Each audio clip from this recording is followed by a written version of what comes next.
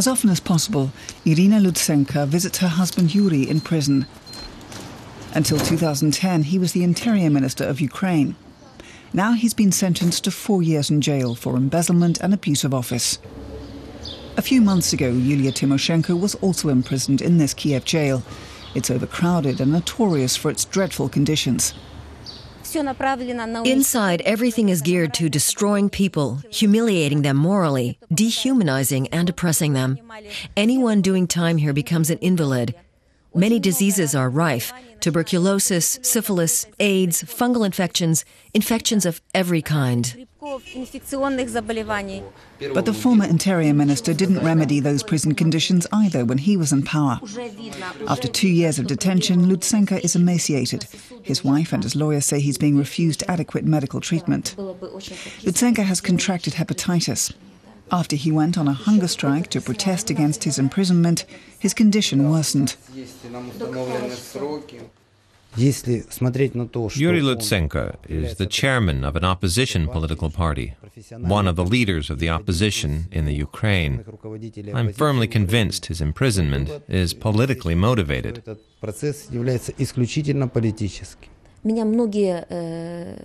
Foreign politicians always ask me, why did your husband go on a hunger strike? That's not the way to change things, and he's only damaging his health. Well, that's true. You can't prove anything to our rulers, but with the hunger strike, he wanted to call the country's attention to the scandalous conditions in Ukraine.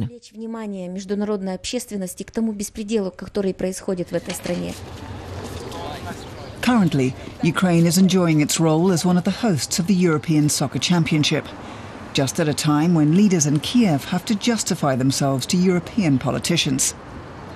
The case of imprisoned former Prime Minister Yulia Tymoshenko and members of her government got the ball rolling.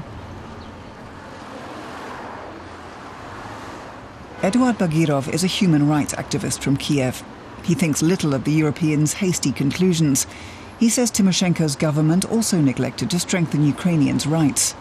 I see no great difference between those in power now and those who led the country under Tymoshenko. No matter who's been in power in the 20 years since Ukrainian independence, all of them have systematically breached human rights. Under the current government, it has become the rule. Every day, people like Arid Sidorenko consult Bagirov. Sidorenko used to run a weekly market in Kiev, and he's been charged by the authorities with abusing his office. Bagirov sees political motives behind the accusations.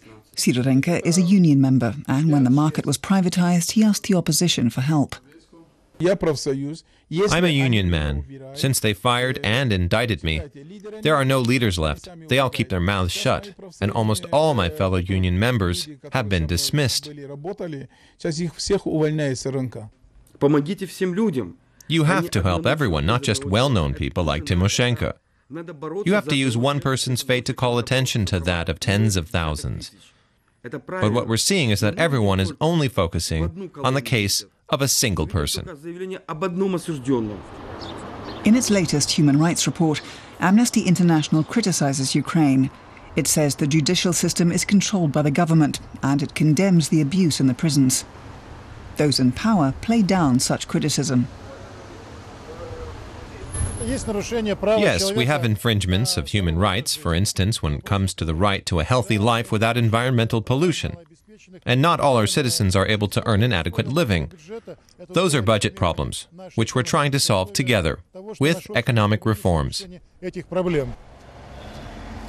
Statements like that stun Eduard Bagirov, but he thinks calls for a boycott of Euro 2012 are short-sighted.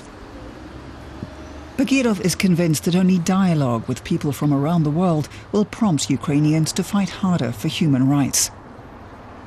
And that's why he thinks the championship could actually make a difference.